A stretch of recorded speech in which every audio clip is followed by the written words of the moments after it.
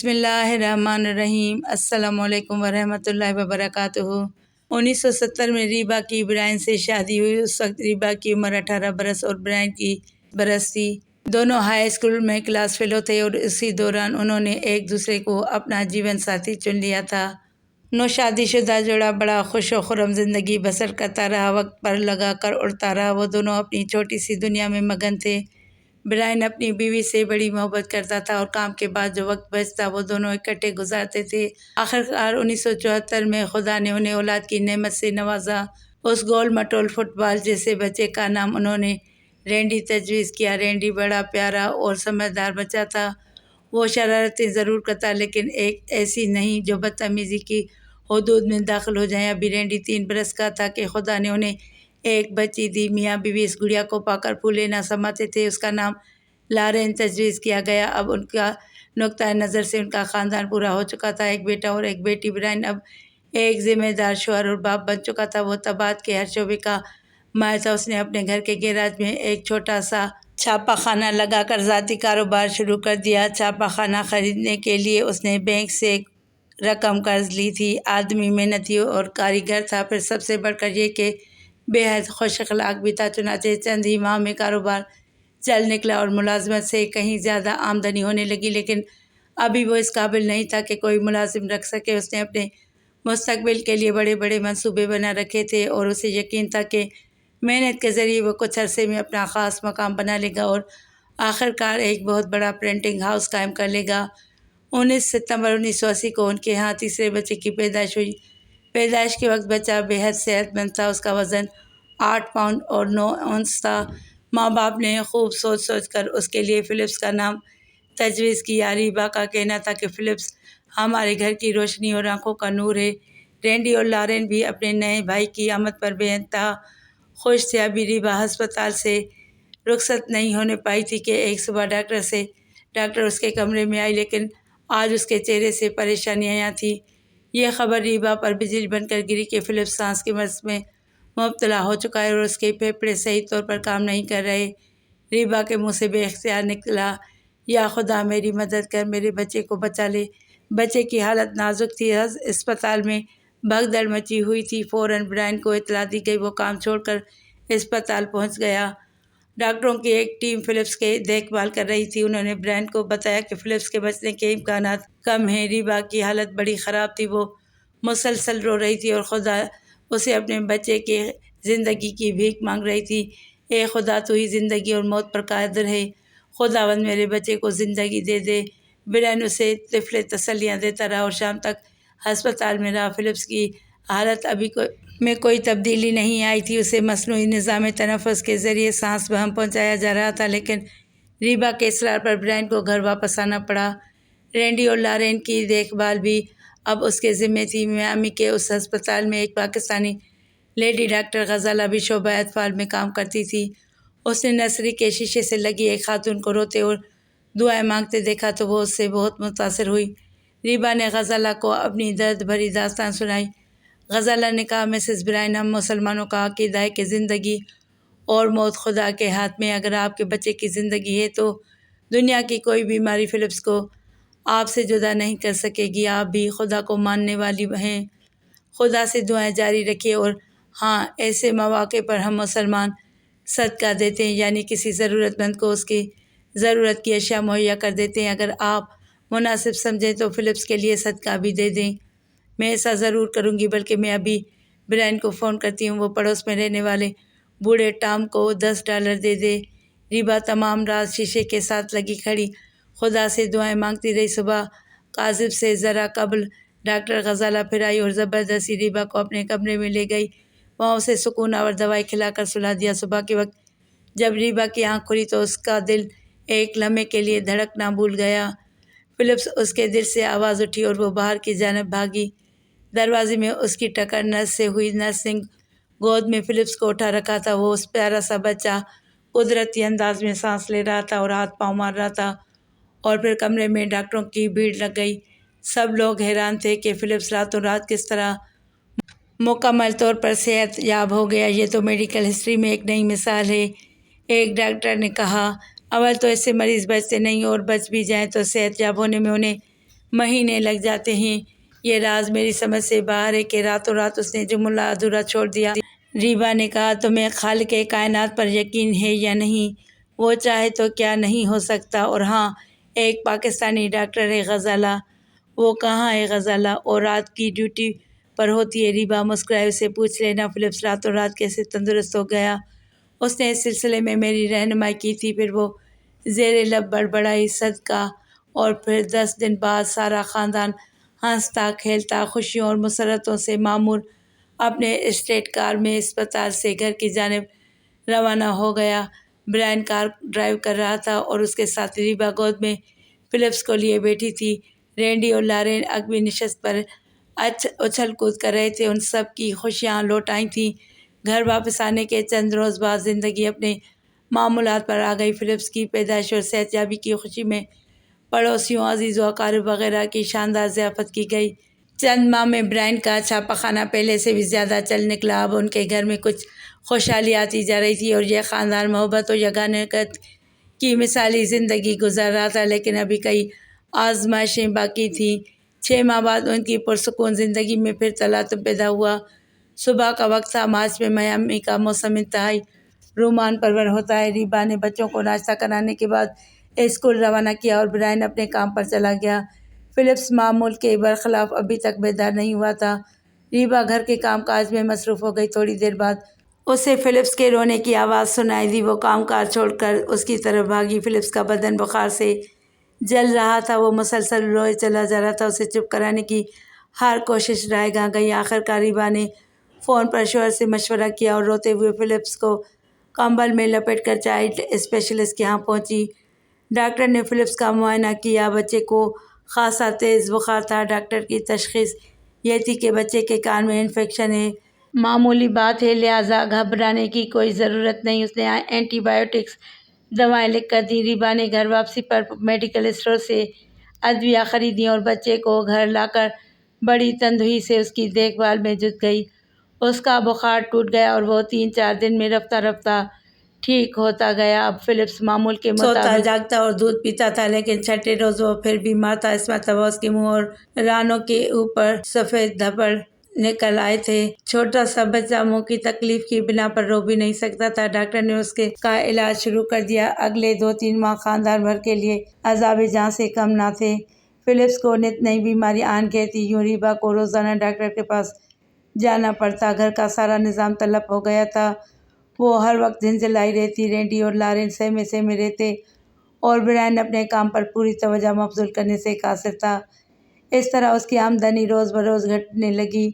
خاندان کی خوشیوں کی ڈور جیسے ٹوٹ کر رہ گئی تھی اور ایک بیزاری، افسردگی اور نامعلوم سے خوف نے انہیں گھیر لیا تھا۔ دوسری طرف فلپس کی بیماری پر اٹھنے والے اخراجات میں روز افزوں اضافہ ہوتا جا رہا تھا۔ ڈاکٹر کا بل، مختلف مہنگے مہنگے ٹیسٹ، نت نئی بیش قیمت دوائیں۔ برائن خاصا چڑچڑا ہو چکا تھا۔ ازدواجی زندگی میں پہلی بار ایک رات ان دونوں میں شدید تکرار ہوئی۔ قصور کسی کا بھی نہ تھا، لیکن بے بسی، عدم تحفظ اور ایک انجانے خوف نے انہیں کئی ماہ سے گھیر رکھا تھا۔ یہ اس رد عمل کا نقص تھا۔ اگرچہ بظاہر جھگڑے کی وجہ بڑھتے ہوئے اخراجات اور گھٹتی ہوئی آمدنی تھی، میں نے یہ پریس $40,000 قرض لے کر لگایا تھا۔ برائن پوری قوت سے دھاڑا، اور اب میں گھر کی ضروریات ایک طرف رہیں، سود کی ماہواری قسط بھی ادا نہیں کر سکتا۔ زندگی جہنم کا نمونہ بن کر رہ گئی ہے۔ صبح جب دونوں کا موڈ نارمل ہوا تو ریبا نے تجویز پیش کی، برائن، یہ ہمارا خون ہے۔ ہمیں اس کی زندگی کے لیے آخری سانس تک جدوجہد کرنی ہے۔ ہمیں خدا کی رحمت سے مایوس نہیں ہونا چاہیے۔ اگر تم اجازت دو تو میں آمدنی میں کچھ اضافے کے لیے اسکول میں ملازمت کر لوں۔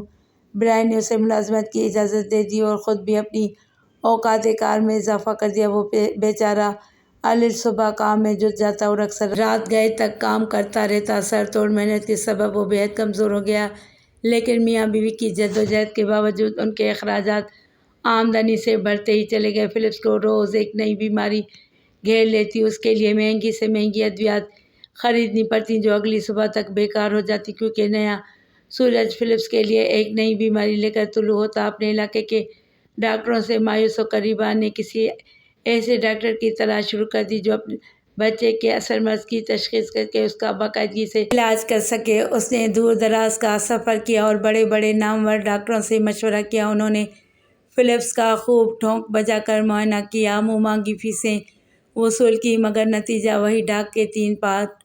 پھر ستم ظریفی یہ کہ ہر ڈاکٹر کی تشخیص دوسرے سے یکسر مختلف تھی، چنانچہ ہر ایک مختلف دواؤں کا مشورہ دیتا۔ ریبا نے ہر ڈاکٹر کی بتائی ہوئی دوا استعمال کی اور تمام تر ہدایات پر عمل کیا، لیکن فلپس کی بیماری بڑھتی ہی چلی گئی۔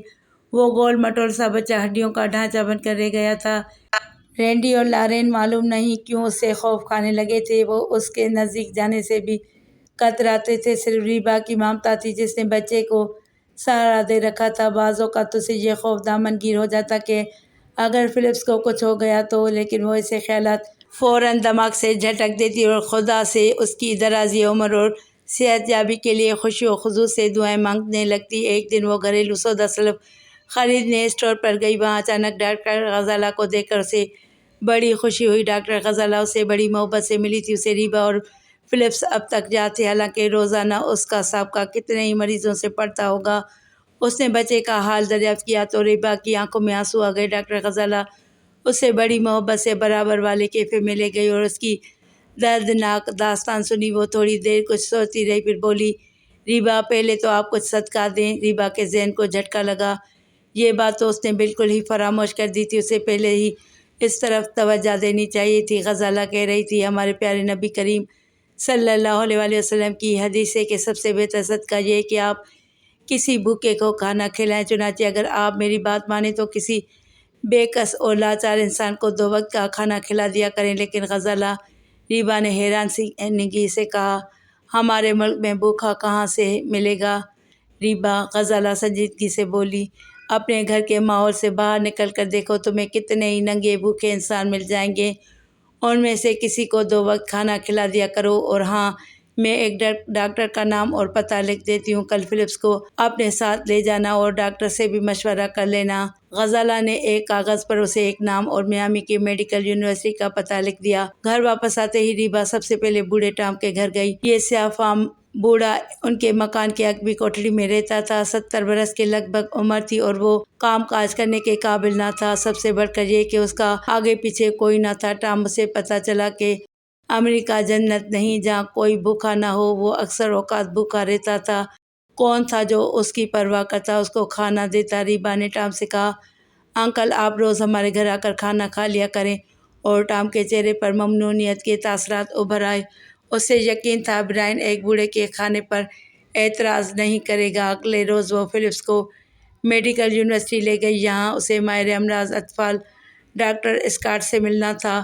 ڈاکٹر خوش اخلاق عمر رسیدہ شخص تھا۔ اس نے بڑی شفقت سے فلپس کا حال احوال سنا، ضروری سوالات کیے اور پھر اس کی پرانی رپورٹیں دیکھیں۔ اس کے بعد اس نے تمام ٹیسٹ از سر نو کرائے۔ ان ٹیسٹوں کے نتائج 6 ہفتے بعد موصول ہوئے۔ اس دوران ٹام روزانہ ان کے گھر آ کر کھانا کھاتا اور اسے ڈھیروں دعائیں دے کر رخصت ہو جاتا۔ ایسے میں ریبا کو ایک انوکھی اور انجانی سی خوشی محسوس ہوتی۔ اس کی توقع کے عین مطابق برائن نے ٹام کے کھانے پر اعتراض کرنے کی بجائے خوشی کا اظہار کیا تھا۔ ٹیسٹ کی رپورٹیں موصول ہونے کے بعد ڈاکٹر اسکاٹ نے ریبا اور برائن دونوں کو بلوایا۔ وہ انہیں اپنی تشخیص سے آگاہ کرنا چاہتا تھا۔ جو کچھ اس نے بتایا اس کا لب لباب یہ تھا کہ خدا نے انسانی جسم میں ایسے عناصر پیدا کر رکھے ہیں جو امراض کا مقابلہ کرتے ہیں اور چھوٹی موٹی بیماریوں کو بڑھنے سے قبل کنٹرول کر لیتے ہیں۔ یہی عناصر اس وقت بھی کام کرتے ہیں جب انسان شدید بیمار ہو۔ اس صورت میں کچھ کام ادویات کرتی ہیں، باقی کام یہ عناصر از خود انجام دیتے ہیں اور انسان کو صحت مند و توانا رکھتے ہیں۔ یہ عناصر مل کر انسان کا مدافعتی نظام تشکیل کرتے ہیں۔ لیکن فلپس پیدائشی طور پر اس نظام کے 2 اہم اجزاء سے محروم تھا۔ طبی اصطلاح میں اس بیماری کو قلت مدافعت کہا جاتا ہے۔ اس کے باعث انسان ہر قسم کے جراثیم سے فوراً متاثر ہو جاتا ہے اور پھر کوئی بھی مرض مہلک صورت اختیار کر سکتا ہے۔ اس مرض کا مختصراً احوال بتا کر ڈاکٹر اسکاٹ نے فلپس کے بارے میں بتایا کہ اس کی ہڈیوں کا گودا وہ خلیے نہیں بنا رہا جن سے مدافعتی گلوبین بنتا ہے، اور پھر اس گلوبین سے وہ اجزاء بنتے ہیں جو انسانی جسم کو امراض سے محفوظ رکھتے ہیں۔ ریبا اور برائن یہ سن کر سناٹے میں آ گئے۔ ڈاکٹر کیا یہ مرض ایڈز ہے؟ برائن نے پوچھا۔ ایڈز نہیں، لیکن اس کا بھائی سمجھ لو تو پھر اس کا علاج بھی ناممکن ہوگا۔ برائن بے حد مایوس تھا۔ ڈاکٹر مسکرایا۔ خدا کی رحمت سے مایوس مت ہو، اس کا علاج موجود ہے، لیکن بڑا ٹیڑھا ہے۔ بہرحال کل سے علاج شروع کرتے ہیں۔ اگلے روز ڈاکٹر اسکاٹ نے فلپس کو ایسے خون کے انجیکشن دینے شروع کیے جس میں امراض کے خلاف مزاحمت کی قوت بدرجہ ہوتا موجود تھی۔ اس علاج نے اثر دکھایا اور فلپس ٹھیک ہونے لگا۔ چند ماہ اسی حالت میں گزرے اور فلپس کی صحت پہلے سے بہت بہتر ہو گئی۔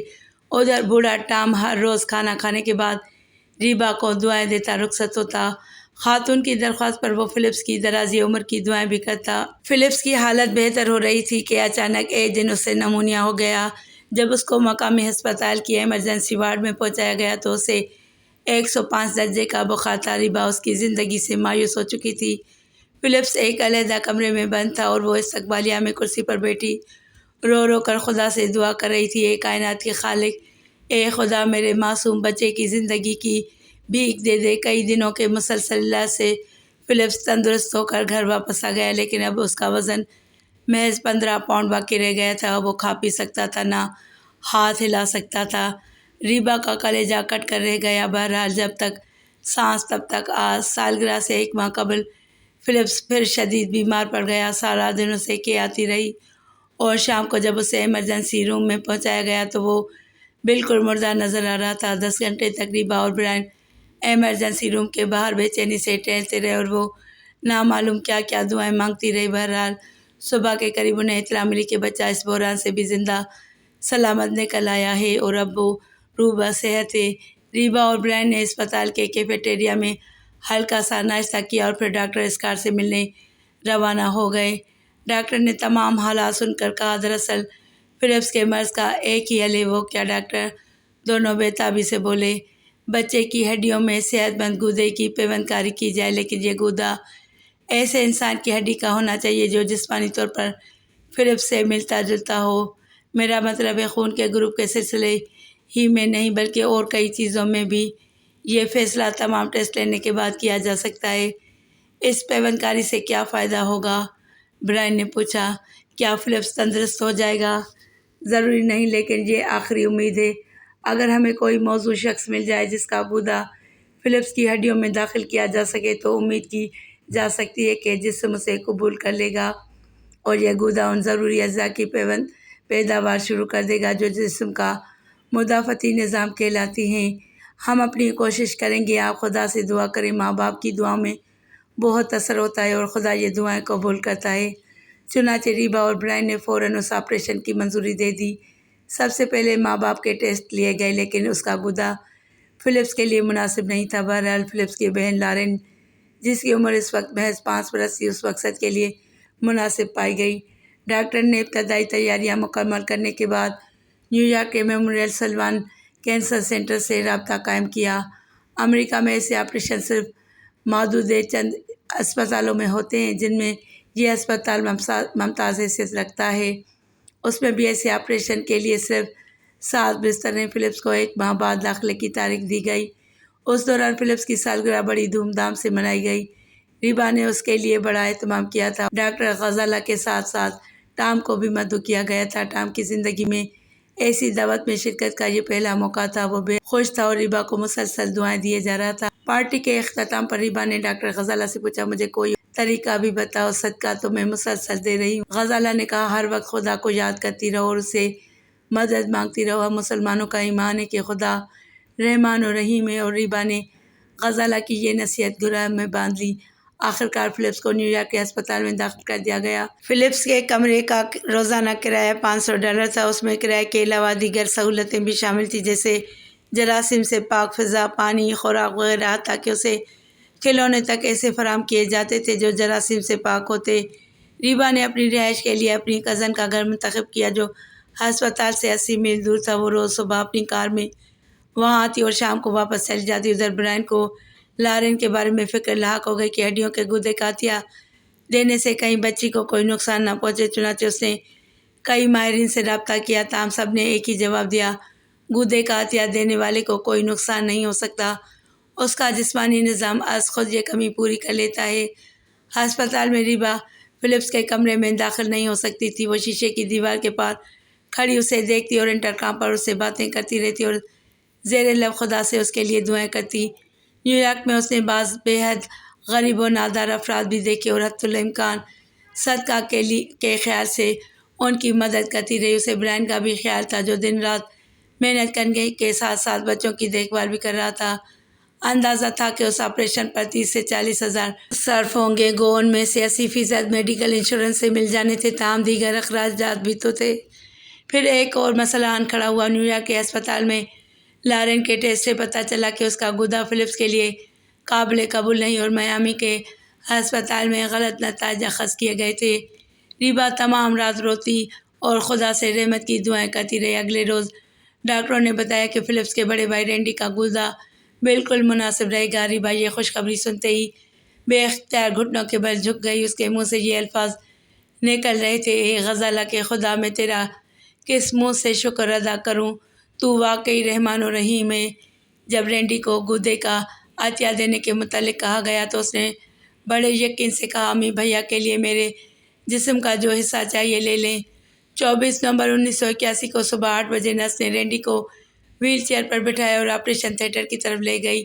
رینڈی نے بڑی بہادری دکھانے کی کوشش کی لیکن اس کے چہرے سے خوف اور پریشانی آیا تھی۔ ریبا کا دل کٹ کر رہ گیا۔ اس کا بڑا بیٹا بھی خطرے کے منہ میں تو نہیں جا رہا۔ وہ دھاڑے مار مار کر رونے لگی۔ پھر تھوڑی دیر بعد اسے غزالہ کے الفاظ یاد آئے اور وہ ایک کرسی پر بیٹھ کر لفظ گاڈ کا ورد کرنے لگی۔ اب وہ دنیا و مافیہ سے بے خبر آنکھیں بند کیے خدا کو یاد کر رہی تھی۔ اس کی تمام پریشانی ہوا ہو چکی تھی۔ ادھر آپریشن تھیٹر میں ڈاکٹروں نے فلپس اور رینڈی کو بے ہوش کر رکھا تھا۔ رینڈی کے کولے کی ہڈی میں سے ایک سرنج کے ذریعے گدا نکالا گیا اور پھر یہ نرم لچکدار گدا فلپس کی چھاتی کے ایک شریان میں داخل کر دیا گیا۔ ریبا کے لیے یہ دن بے حد صبر آزما ثابت ہوا۔ وہ کبھی ایک بیٹے کے کمرے کی طرف بھاگتی اور کبھی دوسرے بیٹے کے کمرے کی طرف۔ اس کے ہونٹ مسلسل ہل رہے تھے اور وہ خدا کو یاد کیے جا رہے تھے۔ آپریشن کے تیسرے دن فلپس کو 105 درجے کا بخار ہو گیا۔ ڈاکٹروں نے اس کی وجہ یہ بتائی کہ ہو سکتا ہے کہ اس کے جسم نے پیوند کاری قبول نہ کی ہو اور اگر ایسا ہوا تو اس کا نتیجہ موت کی صورت میں برآمد ہو سکتا ہے۔ بات اب ان کے اختیار سے باہر تھی۔ ریبا نے جلدی ڈاکٹر غزالہ کے نمبر ڈائل کیے۔ اتفاق سے وہ مل گئی۔ ریبا نے جملہ صورتحال بتا کر اس سے پوچھا کہ ان حالات میں خدا کی خوشنودی کے لیے کیا کرے۔ ڈاکٹر غزالہ نے جواب دیا کہ میں اگرچہ آپ کے مذہبی عقائد میں دخل اندازی نہیں ہونا چاہتی لیکن اتنی درخواست کروں گی کہ آپ مزید صدقہ دیں اور مسلسل یہ الفاظ دہراتی جائیں، اے خدا، زندگی موت تیرے ہاتھ میں ہے، میرے بچے کو زندگی کی بھیک دے دے۔ ریبا نے غزالہ کے مشورے پر پوری طرح خلوص دل سے عمل کیا۔ وہ مسلسل 2 دن اور 2 راتیں یہی الفاظ دہراتی رہی۔ اسے ارد گرد کی کوئی خبر نہ تھی۔ نرسیں بڑی مشکل سے اسے کچھ کھلا پلا دیتی اور وہ استقبالیہ کمرے میں ایک کرسی پر گمسم بیٹھی یہی الفاظ دہراتی رہی اور پھر اچانک جیسے اس کے ذہن میں ایک اجنبی آواز گونجی، فلپس ٹھیک ہو گیا ہے۔ وہ چونک کر اٹھی۔ شام کا وقت تھا۔ استقبالیہ کلرک نے حیرت زدہ نظروں سے اس کی طرف دیکھا لیکن وہ تیزی سے باہر بھاگی۔